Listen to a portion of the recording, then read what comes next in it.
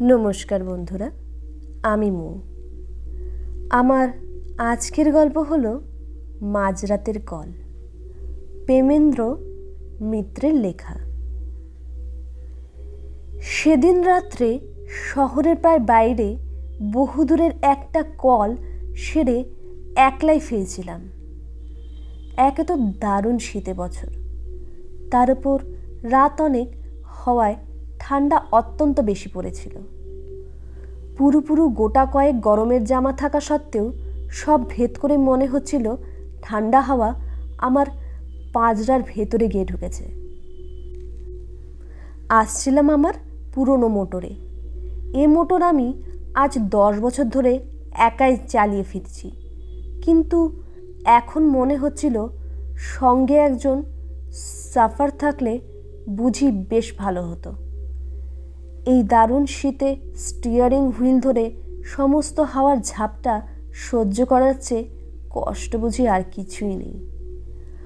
আমাদের শহরটা অত্যন্ত ছড়ানো, বড় বড় কয়েকটি রাস্তাকে আশ্রয় করে চারিধারে অনেক দূর পর্যন্ত সে বিস্তৃত হয়ে আছে, কিন্তু জমাট বাঁধেনি। অনেক সময় এক প্রান্ত থেকে আরেক প্রান্তের মধ্যে শুধু একটি নির্জন রাস্তা ছাড়া আর কোনো যোগ নেই। যে রাস্তা দিয়ে আসছিলাম সেটিও অত্যন্ত নির্জন।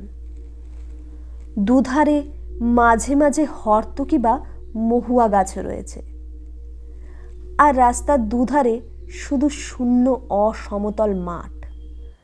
তার ভেতর বাড়িঘর নেই বললেই হয়। কে বাড়ি করবে এই নির্জন জায়গায়? অন্ধকারে অবশ্য এসব কিছুই দেখা যাচ্ছিল না। আমার মোটরের মিটমিটে আলোয় সামনের পথের খানিকটা দেখা যাচ্ছিল মাত্র। যেতে যেতে মনে হচ্ছিল অন্ধকারের সমুদ্রে যেন আমার মোটরের আলোয় কেটে চলেছে কোনো রকমে। শীতের দরুন কষ্ট পেলেও বেশ নিশ্চিন্ত মনেই চলেছিলাম। আমার কারটি পুরনো হলেও বেশ মজবুত, বেয়ারপনা করে না সে একদম। আধ ঘন্টার মধ্যেই বাড়ি পৌঁছে গরম লেপের মধ্যে আরাম করে যে শুতে পাবো এ বিষয়ে কোনো সন্দেহ ছিল না। অন্ধকার রাস্তার নিস্তব্ধতার ওপর শব্দের ঢেউ তুলে আমার মোটর চলছে দ্রুত গতিতে। নিজেকে যথাসম্ভব আবৃত রেখে ভেতরে বসে সমস্ত চিন্তা পরিত্যাগ করে আমি শুধু আমার গরম বিছানাটার আরামের কথাই ভাবছি। ডাক্তারের মতো পরাধীন আর কেউ নয়, তবু মনে হচ্ছিল একবার বাড়িতে পৌঁছাতে পারলেই প্রাণের দায়ে ছাড়া শুধু পয়সার জন্যে আর আমায় কেউ বার করতে পারবে না। এখন কোনো রকমে 20-25 মিনিট কাটলেই হয়। কিন্তু হঠাৎ অপ্রত্যাশিত এক ঘটনার সুখস্বপ্ন ভেঙে গেল। আমার একান্ত সুস্থ সবল মোটর থেকে অদ্ভুত এক রকমের ধাতব আর্তনাদ করতে শুরু করেছে। মোটরের এরকম আচরণের কোনো কারণই খুঁজে পেলাম না আমি। আজ দুপুরেই আমার মোটরের ভালো করে সেবা শুশ্রূষা হয়ে গেছে। কোনো রকম রোগের আভাস তার ভেতর ছিল না।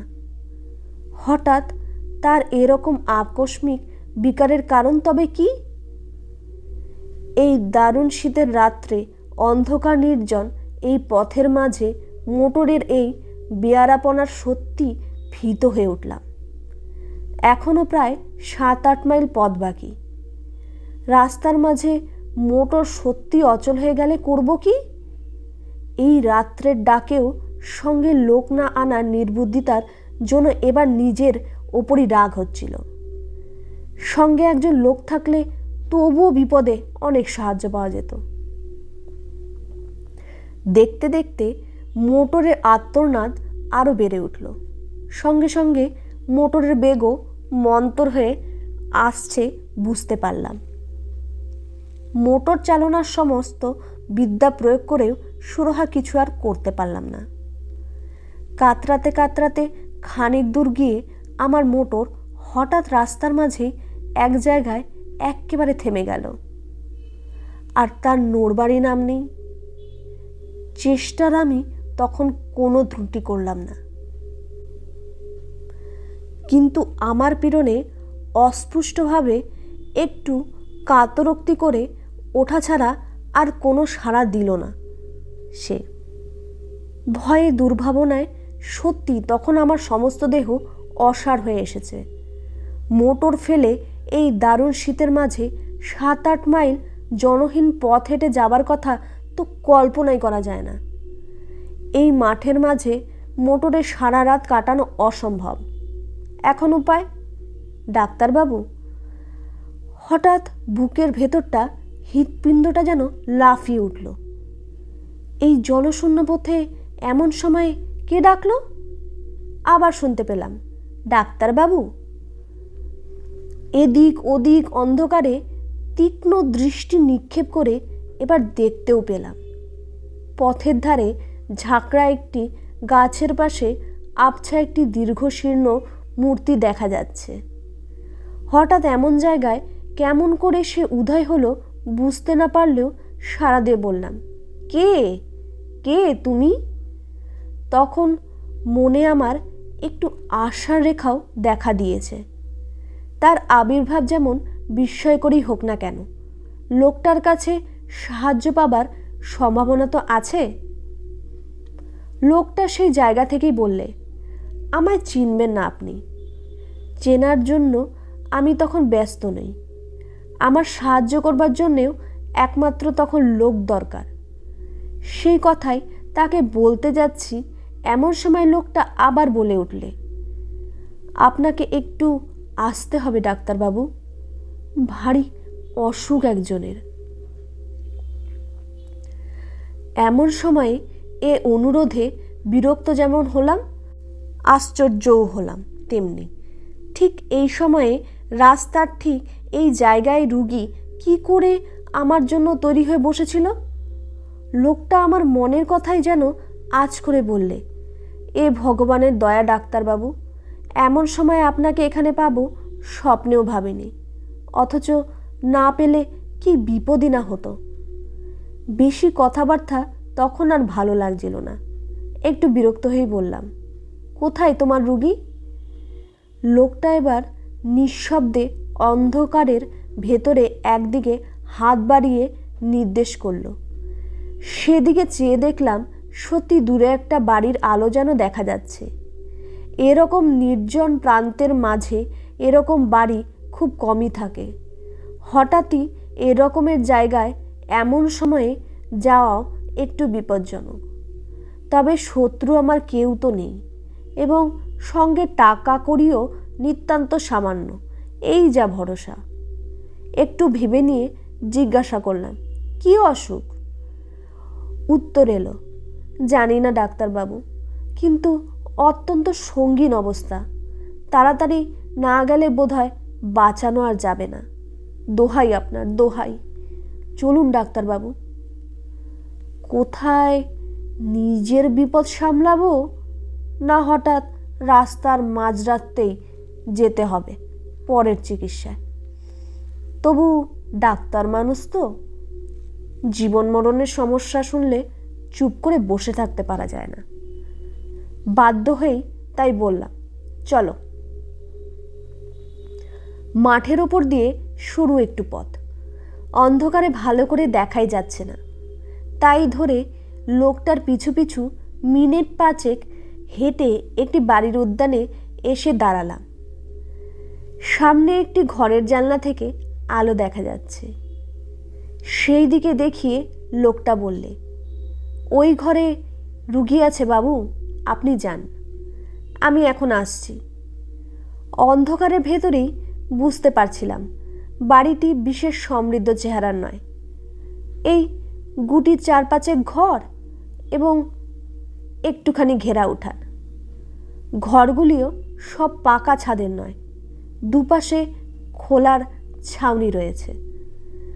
লোকটার কথা মতো সামনের ঘরে এবার গিয়ে ঢুকলাম। ঘরটির আয়তন বিশেষ বড় নয়। তার উপর নানা আকারের বাক্স পেটরায় বোঝাই করে বসে ভেতরে নড়বার চড়বার স্থানও অত্যন্ত অল্প। দরজার মুখোমুখি একটি জানলা, সেই জানলার ধারে মিটমিট করে একটি কেরোসিনের লণ্ঠন জ্বলছে। সেই আলোতেই অস্পষ্টভাবে দেখা গেল দরজার বাঁ ধারে একটি চার পায়রার অত্যন্ত শীর্ণ এক ভদ্রলোক শুয়ে আছেন। আমি ঘরে ঢুকতেই ক্ষীণ স্বরে তিনি বললেন, এসেছেন ডাক্তারবাবু? আপনার দয়া কখনো ভুলব না, বসুন। ঘরের ভেতর এদিক ওদিক চেয়ে বসবার জায়গা একটি দেখতে পেলাম। জানলার কাছে গিয়ে চার পায়া থেকে অনেক দূরে একটি বেতের মোড়া, সেটিতেই টেনে চার পায়ার কাছে আসবার উদ্যোগ করতেই ভদ্রলোক আবার ক্ষীণ শরীরে বলেন, বসুন বসুন, এইখানেই বসুন। আগে আমার রোগের কথা বলি, শুনুন। একটু হেসে আবার সেইখানেই বসলাম। রুগীদের নানা অদ্ভুত বাতিকের সঙ্গে আমার যথেষ্ট পরিচয় আছে, বুঝলাম। খানিকক্ষণ ধরে নিজের রোগ সম্বন্ধে ভদ্রলোকের নানা মতামত এখন আমায় শুনতে হবে, না শুনলে আর নিস্তার নেই। ক্ষীণ স্বরে প্রথমেই তিনি আরম্ভ করলেন, আমার রোগ সারাতে আপনি পারবেন না ডাক্তারবাবু?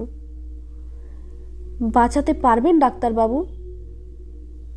একটু হেসে বললাম, সেই চেষ্টা করার তো আমাদের কাজ, আর বাঁচবেন নাই বা কেন আপনি? একটু অদ্ভুত হাসির আওয়াজ এলো খাট থেকে। বাঁচতেও পারি ডাক্তারবাবু, কেমন? বললাম, পারেন বই কি। কি তেমন আর হয়েছে আপনার? না, তেমন আর কি হয়েছে? ভদ্রলোক আবার যেন হাসলেন, তারপর বললেন, ডাক্তারদের অনেক ক্ষমতা, কেমন না? কিন্তু ধরুন তাতেও যদি না বাঁচি, যদি আজ রাত্রেই মারা যাই? রোগীর এই অর্ধনত্ব প্রলাপের উত্তরে কি যে বলবো কিছুই ভেবে পেলাম না। মনে মনে তখন এই বিলম্বে অস্থির হয়ে উঠেছি। রোগী আবার বললেন, যদি আপনি থাকতেই মারা যাই ডাক্তারবাবু, কি হবে তাহলে? কে আপনার ফি দেবে? আচ্ছা, পাগলের পাল্লায় পড়েছি। বললাম, যদি নেহাতি তাই হয় তাহলে ফি নাই বা পেলাম। আমরা শুধু ফির জন্যই সবসময় আসি না। তা বটে, পৃথিবীতে ভালো লোকও আছে, পৃথিবীতে মনুষ্যত্ব এখনও আছে, তাই না ডাক্তারবাবু? কিন্তু আপনার ফি ব্যবস্থা আমি করে রেখেছি ডাক্তারবাবু। হঠাৎ যদি মরে যাই, ওই বাক্স খুলে ফেলবেন, বুঝছেন ডাক্তারবাবু? ওই বেতের ছোট্ট বাক্সটি। ভদ্রলোকের স্বর আরও ক্ষীণ হয়ে আসলো। ওই বাক্সতে আপনার প্রাপ্য টাকা নেবেন, আর একটা জিনিস নেবেন ডাক্তারবাবু। বলুন, নেবেন তো? একটু বিরক্ত হয়ে বললাম, কি? কিছু না ডাক্তারবাবু, একটা কাগজ, কিন্তু ভয়ঙ্কর দরকারি কাগজ। এ কাগজ ওখানে আছে, শুধু আপনি আর আমিই জানি, আর কেউ জানে না। জানলে আর ওখানে ওটা থাকতো না। ভদ্রলোক একটু চুপ করে থেকে একটু আবার হাসলেন। এ বাড়িতে কাউকে দেখতে না পেয়ে ভাববেন না যেন আমার কেউ নেই। আমার অনেক আত্মীয় আছে, ওত পেতে আছে আমার মরার অপেক্ষায়। শুধু তাদের বিশ্বাস আজ আমি হয়তো মরব না, তাদের বিশ্বাস মরবার আগে আর আমি কিচ্ছু করব না, তারাই সব পাবে। আমি এবার বলতে যাচ্ছিলাম আপনার অসুখটা সম্বন্ধে। হ্যাঁ, অসুখ তো দেখবেনই, তার আগে আরও একটা কথা বলিনি। ওই কাগজটি আমার উইল ডাক্তারবাবু, আমার ছেলের নামের উইল, যে ছেলেকে আমি ত্যায্য পুত্র করেছিলাম। একদিন কোথায় আছে তাও জানি না, কিন্তু জানেন তো, রক্ত জলের চেয়েও ঘন। আর বেশিক্ষণ অপেক্ষা করা যায় না। মোড়া থেকে উঠে পড়ি। আমি বললাম, এইবার আমি দেখতে পারি। খাট থেকে আওয়াজ এলো, দেখুন। আমি খাটের কাছে এগিয়ে গিয়ে রোগীর নাড়ি দেখবার জন্যে হাতটা তুলে ধরলাম, এবং পর মুহূর্তেই সেই দারুণ শীতের ভেতরেও আমার সমস্ত দেহ যেন ঘেমে উঠল।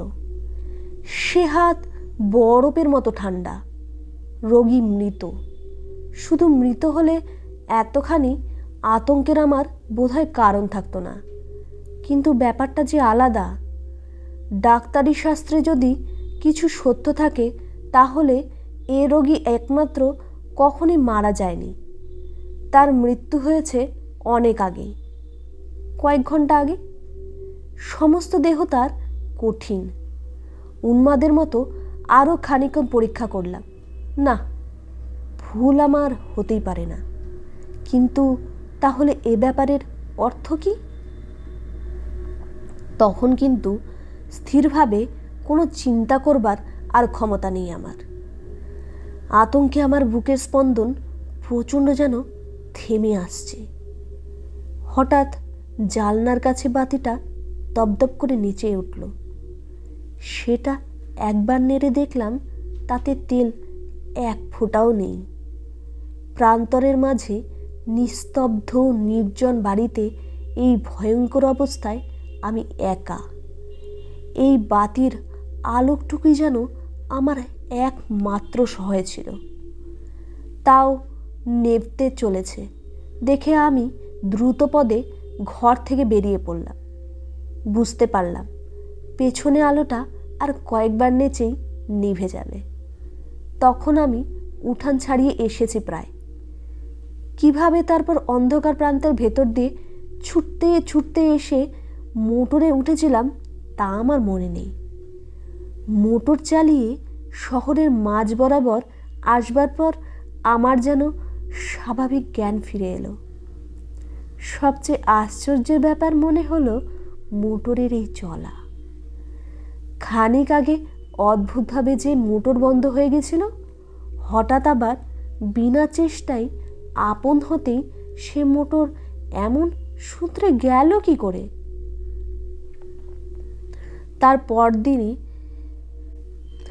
তার পরদিনের দিনের আলোকে লোককে সঙ্গে করে নিয়ে সেই প্রান্তরের মাঝেকার বাড়ির নিঃসঙ্গ রোগীর শেষ ইচ্ছা পূর্ণ করার ব্যবস্থা করেছিলাম। তার ছেলেই আজকাল সমস্ত বিষয়ের মালিক। সেদিনকার রহস্যের স্বাভাবিক মীমাংসা আমি এখনো করে উঠতে পারিনি। ধন্যবাদ বন্ধুরা, গল্পটি এখানেই শেষ। আমার গল্প যদি আপনাদের ভালো লেগে থাকে, অবশ্যই আমার চ্যানেলটিকে সাবস্ক্রাইব, লাইক, শেয়ার এবং কমেন্ট করবেন।